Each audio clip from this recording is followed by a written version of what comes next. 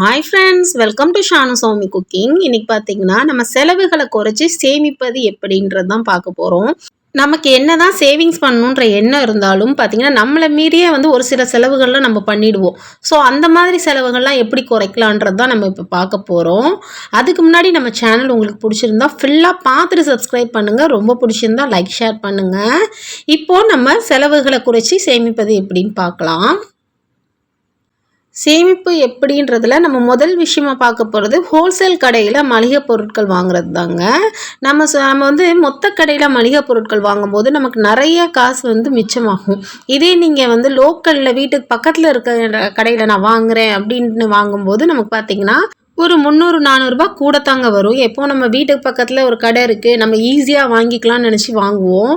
ஆனால் பார்த்திங்கன்னா அதுலேயே நமக்கு நிறையா மறைமுகமாக விலை அவங்க அதிகமாக வச்சு தான் விற்பாங்க. இதே நம்ம மொத்த கடையில் ஹோல்சேல் கடை இருக்குது பார்த்திங்களா, கிராசரிஸ்க்குன்னே, அங்கே போய் வாங்கும்போது நமக்கு அதிகமான அளவு மிச்சமாகும் காசு.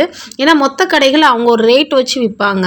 ஸோ நமக்கு ஹோல்சேல் கடையில் நமக்கு இந்த மாதிரியும் கொடுப்பாங்க, லூஸ்லேயும் கொடுப்பாங்க. ஸோ நமக்கு தேவையான பொருட்கள் நம்ம வாங்கிக்கலாம், தரமாகவும் வாங்கிக்கலாம். ஸோ நீங்கள் இதை ட்ரை பண்ணி பாருங்கள், கண்டிப்பாக நிறைய காசு மிச்சப்படுத்தலாம். அதுவும் இல்லாமல் வீட்டுக்கு பக்கத்தில் அதிகமாக நீங்கள் காய்கறிகளோ இல்லை மளிகை ஜாமான் வாங்குறதோ மேக்ஸிமம் தவிர்க்கிறது ரொம்ப நல்லது. அடுத்தது பார்த்தீங்கன்னா காய்கறி வாங்குறது. காய்கறி எங்கே வாங்குறது பெஸ்ட்டுன்னு எனக்கு கேட்டிங்கன்னா மார்க்கெட்டில் வாங்குறது, அப்படி இல்லைனா உங்கள் ஊரில் சந்தை அந்த மாதிரி இருந்தால் அங்கே வாங்குறது ரொம்ப பெஸ்ட்டு. நீங்கள் பக்கத்தில் நமக்கு போய் காய் வாங்கிக்கலாம், டெய்லி ஃப்ரெஷ்ஷாக வாங்கலாம் அப்படின்னு நினச்சி வாங்குறதும் நல்லது தான். பட் சந்தையில் இந்த வெங்காயம், தேங்காய், பூண்டு, அது போக உருளைக்கிழங்கு, இந்த மாதிரி விஷயங்கள்லாம் நம்ம வாங்கி போட்டு யூஸ் பண்ணுவோம் பார்த்திங்களா, அந்த மாதிரி பொருட்கள்லாம் சந்தையிலையோ இல்லைனா மார்க்கெட்லேயோ போய் வாங்குறது ரொம்ப பெஸ்ட்டு. இல்லை எனக்கு காய் டெய்லி ஃப்ரெஷ்ஷாக வேணும் அப்படின்னு நினைக்கிறவங்க நீங்கள் வீட்டுக்கு பக்கத்தில் இருக்க கடையில் வாங்கிக்கலாம். பட் காய்கறிகள் மட்டும் அங்கே வாங்கிக்கோங்க. சந்தையில் நீங்கள் வெங்காயம், சின்ன வெங்காயம், பெரிய வெங்காயம், உருளைக்கிழங்கு, அதாவது நம்ம கடத்தி போட்டு நம்ம சமைப்போம் பார்த்திங்களா, அந்த மாதிரி பொருட்கள் நீங்கள் அங்கே வாங்கிக்கோங்க. அது போக அந்த சேனக்கிழங்கு, கருணக்கிழங்குலாம் வாங்குவோம் பாருங்கள். இந்த மாதிரி கிழங்கு ஐட்டம்ஸ் நீங்கள் மேக்ஸிமம் சந்தையில் வாங்குங்க, உங்களுக்கு நிறைய டிஃப்ரென்ஸ் வரும். அதே மாதிரி நீங்கள் கடைகளில் காய்கறி வாங்கணும்னு நினச்சிங்கன்னா அந்த நம்ம கீரைகள், அது தவிர்த்து இந்த நம்ம காளான்லாம் செய்வோம் பாருங்கள், அந்த மாதிரி விஷயங்கள் நீங்கள் பக்கத்தில் இருக்க கடையில் வாங்கிக்கோங்க. மேக்ஸிமம் காய்கள் நம்ம 4 நாள் 5 நாள் ஃப்ரிட்ஜில் வச்சு யூஸ் பண்ணுறதுனால எந்த தவறும் இல்லை. ஸோ அந்த மாதிரி காய்களும் நீங்கள் சந்தையில் வாங்கிக்கிறது ரொம்ப ரொம்ப பெஸ்ட்டு.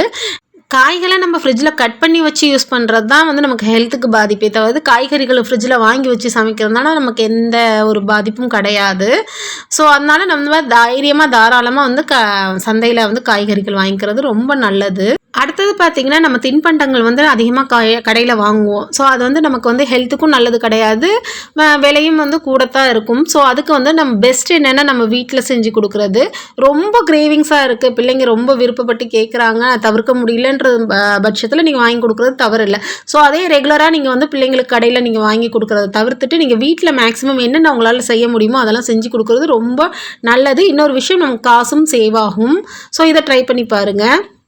இந்த அளவுக்கு ஆன்லைன் ஷாப்பிங்கை தவிர்த்துருங்க, அப்படி இல்லைன்னா அன்இன்ஸ்டால் பண்ணிவிடுங்க. இது ரொம்ப பெஸ்ட்டு. ஏன்னா நமக்கு ஆன்லைன் ஷாப்பிங் கையில் இருந்துச்சுன்னா சும்மா இருக்கிற நேரத்தில், அதாவது நம்ம வேலைகள்லாம் முடிச்சுட்டு நம்ம படுத்துருப்போம் பார்த்திங்களா, கொஞ்சம் ஒரு 10 நிமிஷம் ரெஸ்ட் எடுக்கலான்ட்டு. அப்போ நமக்கு எண்ணம் ஓடும்னா, ஸோ இன்றைக்கி என்னென்ன மாதிரி பொருட்கள் வந்திருக்கு புதுசாக அப்படின்றதுனால பார்க்கணுன்ற மாதிரி எண்ணம் வரும். ஸோ அப்போ நம்ம என்ன பண்ணுவோம், நம்மளை மீறி நம்ம ஒரு பொருளை ஆர்டர் பண்ணுவோம். ட்ரெஸ்ஸாக இருந்தாலும் சரி, இல்லை வீட்டுக்கு தேவையான பொருட்களாக இருந்தாலும் சரி. அந்த ஆப் இருக்கிறதுனால தானே நமக்கு அந்த மாதிரி எண்ணங்கள்லாம் வருது. ஸோ அதை பெட்டர் நம்ம அன்இன்ஸ்டால் பண்ணிடுறது. உங்களால் முடியுன்ற பட்சத்தில் அதை வச்சுக்கோங்க. ரொம்ப தேவையான விஷயங்கள் மட்டும் நான் வாங்குவேன், தேவையில்லாதது வாங்க மாட்டேன் அப்படின்ற மாதிரி இருக்கும்போது மட்டும் வச்சுக்கோங்க. அப்படி இல்லைன்னா கண்டிப்பாக அன்இன்ஸ்டால் பண்ணிடுங்க. இது ரொம்ப ரொம்ப பெஸ்ட்டு. நெக்ஸ்ட்டு பார்த்தீங்கன்னா நம்ம ஹோட்டலில் ஃபுட் ஆர்டர் பண்ணி வாங்குறது, இல்லைனா ஹோட்டலில் இன்றைக்கி நைட் வாங்கி சாப்பிட்றலாம், இல்லைனா இன்றைக்கி மதியம் சாப்பிட்றலாம் அப்படின்னு வாங்குறதெல்லாம் மேக்ஸிமம் தவிர்த்துருங்க. நீங்கள் முடிஞ்ச அளவுக்கு வீட்டிலேயே குக் பண்ணி சாப்பிட்றதுனால நம்ம நிறைய காசு சேவ் பண்ணலாம்.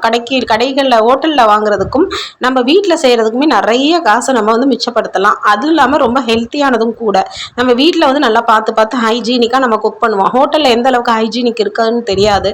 ஸோ நம்ம தேவையில்லாமல் காசும் செலவு பண்ணுவோம், நம்ம ஹெல்த்தையும் எடுத்துக்கிறோம். ஸோ அதை யோசிச்சோம்னாலே கண்டிப்பாக நம்ம ஹோட்டலில் வாங்குறத அவாய்ட் பண்ணிடலாம். நீங்கள் இதை ட்ரை பண்ணி பாருங்கள், காசு நல்லாவே சேவ் பண்ணலாம் ஹோட்டலில் வாங்குறத குறைச்சி. அடுத்து நம்ம பண்ணுற தேவையில்லாத செலவுகளில் ஒன்றுன்னு பார்த்தீங்கன்னா வாகன செலவு. நம்ம கரெக்டாக டைமிங்க்கு நம்ம போனால் நமக்கு ஈஸியாக ஃப்ரீ பஸ் கிடைக்கும். இப்போ ஃப்ரீ பஸ் வந்து நிறையா விட்டுருக்காங்க. ஸோ நம்ம டைமிங்க்கு போனால் நமக்கு கிடைக்கும். அப்படியே கொஞ்சம் லேட்டாக போனாலும் நெக்ஸ்ட் பஸ் வர வரைக்கும் நம்ம வெயிட் பண்ணி போகிறதுல எந்த தவறும் கிடையாது. ஸோ அதனால் கண்டிப்பாக நம்ம அந்த மாதிரி பஸ் எல்லாம் யூஸ் பண்ணிக்கும் போது அதுலேயும் நம்ம நல்லா காசு சேவ் பண்ணலாம். அடுத்தது பார்த்திங்கன்னா ட்ரெஸ் ஷாப்பிங்கு. நம்ம ட்ரெஸ் அதிகமாக வாங்குவோம். எப்படின்னா வீட்டுக்கு பக்கத்தில் வந்து யாராச்சும் தெரிஞ்ச அக்கா நைட்டி வந்து வாங்கிட்டு வந்து விற்கிறேன், தெரிஞ்ச பாட்டிக்கு வந்து நைட்டி வாங்கிட்டு வந்து விற்கிறேன்னு சொல்லும்போது நம்ம வந்து வாங்கிடுவோம். ஸோ நானும் அப்படி தான் வாங்குவேன். பட் எனக்கு தேவைப்பட்டால் இந்த என்கிட்ட இருக்கிற நைட்டி கொஞ்சம் வந்து ஃபேட் ஆகிடுச்சு, அப்படி இல்லைனா கொஞ்சம் வந்து கிழிஞ்ச மாதிரி ஆயிடுச்சு அப்படின்னா மட்டும்தான் நான் வாங்குவேனே தவிர்த்து நான் அடிக்கடி வாங்க மாட்டேன். அதுக்குன்னு நம்ம ட்ரெஸ்ஸே வாங்காமலும் இருக்க முடியாது. தேவைக்கு வாங்கிக்கலாம். தேவையில்லாமல் நல்லா இருக்கு, ரொம்ப பிடிச்சிருக்கு அப்படின்ற வாங்குறதெல்லாம் நம்ம கொஞ்சம் குறைச்சிக்கிட்டோம்னாலும் நிறைய காசு சேவ் பண்ணலாம். ஸோ மேக்ஸிமம் வந்து பக்கத்து வீட்டிலலாம் கொண்டாந்து விற்பாங்க, பக்கத்தில் தெரிஞ்சவங்க கொண்டாந்து விற்பாங்க, நான் நைட்டி சேல் பண்ணுறேன், சாரீஸ். அதே மாதிரி நமக்கு தெரிஞ்ச அக்கா வந்து பக்கத்தில் தெரிஞ்சவங்க, அந்த பழக்கமானவங்க அவங்களாம் வந்து ட்ரெஸ் விற்கிறாங்கன்னு சொல்லி வருவாங்க நம்மள்கிட்ட. நமக்கு ஃபோன் பண்ணியோ இல்லை நேரில் வந்து இந்த மாதிரி நான் சேல் பண்ணுறேன் வாங்குமான்னு கேட்பாங்க. ஸோ அந்த மாதிரி விஷயங்களை மேக்ஸிமம் தவிர்த்துருங்க. ஏன்னா வந்து அவங்க வந்து கண்டிப்பாக சாரிக்குன்னா 150 ரூபா கண்டிப்பாக தாராளமாக வைப்பாங்க. அது போக நைட்டிக்கு குறைஞ்சது 100 ரூபா வச்சு தான் வைப்பாங்க. இதே நம்ம கடையில் போனோம்னா ஒரு 100 சாரியில் ஒன்று பார்த்து நம்ம எடுக்கலாம். இவங்க கொண்டு வர இதே இவங்கள்ட்ட வாங்கினோன்னா நம்ம இவங்க கொண்டு வர ஒரு 10 சாரிலேருந்து ஒன்று தான் நம்ம செலக்ட் பண்ணி வாங்குவோம். ஆனால் இவங்க ஒரு விஷயம் சொல்லுவாங்க நம்மக்கிட்ட, என்னென்னா நான் வந்து 2 தவணைக்கு தரேன், உங்களுக்கு 3 தவணையாக கட்டுங்க அப்படின்னு சொல்லுவாங்க. ஸோ அதை நம்பி நம்ம பரவாயில்ல நம்ம இங்கே வந்து வாங்கிக்கலாம் அப்படின்னு நம்ம நினச்சி வாங்குவோம். ஸோ வந்து அது வந்து மறைமுகமாக அவங்க 3 தவணை 2 தவணைன்னு தராங்கன்னா அதுக்கு ஏற்ற மாதிரி அவங்க வந்து காசு விலையை கூட்டி தான் நமக்கு தருவாங்க. அதையும் யோசிச்சு வாங்க. அதே மாதிரி நம்ம நைட்டியும் சரி நல்ல குவாலிட்டியாகவும் வாங்கணும், நல்லாவும் இருக்கணும் அப்படின்னு நினச்சோன்னா நிறையா பார்த்து ஒரு 50-60 நைட்டி இருக்கும் கடைகள்லனா, அதுலேருந்து நம்ம ஒன்று செலக்ட் பண்ணலாம். இவங்க ஒரு 5-6 நைட்டி கொண்டு வருவாங்க, அதுலேருந்து ஒன்று நம்ம செலக்ட் பண்ணுவோம். ஸோ எதுக்கு இந்த மாதிரி விஷயம்லாம் எதுக்கு, நம்ம நேராக வந்து கடைக்கு போனோம்னா அதான் இருக்கே ஃப்ரீ பஸ்ஸு, நம்ம ஃப்ரீ பஸ்ஸில் கடைக்கு போனோம்னா ஈஸியாக நமக்கு பிடிச்ச நைட்டியோ பிடிச்ச சாரியோ நம்ம வாங்கிட்டு வரலாம். இதுலேருந்தும் நம்ம நிறையா காசு சேவ் பண்ணலாம். அதையும் யோசிச்சு இந்த மாதிரி விஷயங்களும் ட்ரை பண்ணுங்கள். இதுலேருந்தும் நிறையா சேவ் பண்ணலாம். அவ்வளோதான் ஃப்ரெண்ட்ஸ், இன்றைக்கி உங்களுக்கு நான் சொன்ன டிப்ஸ் எல்லாம் வந்து ரொம்ப யூஸ்ஃபுல்லாக இருக்கும்னு நான் நம்புகிறேன். நெக்ஸ்ட்டு பார்த்திங்கன்னா நம்ம சினிமா, தவணை பொருட்கள், தவணை முறை பொருட்கள், மின்சார சேமிப்பு, கிரெடிட் கார்டு பயன்படுத்துவது, அதே மாதிரி மளிகை கடையில் சில்லறைக்கு பதிலாக கொடுக்குற பொருட்கள், அப்புறம் ஆயில், இந்த பற்றிலாம் வந்து நெக்ஸ்ட் வீடியோவில் பேசலாம். அவ்வளோதான் ஃப்ரெண்ட்ஸ் இன்றைக்கி வீடியோ. உங்களுக்கு பிடிச்சிருந்தா லைக் பண்ணுங்கள், ரொம்ப பிடிச்சிருந்தா ஷேர் பண்ணுங்கள். மறக்காமல் நம்ம சேனலை ஃபுல்லாக பார்த்துட்டு சப்ஸ்கிரைப் பண்ணுங்கள். தேங்க்ஸ் ஃபார் வாட்சிங்.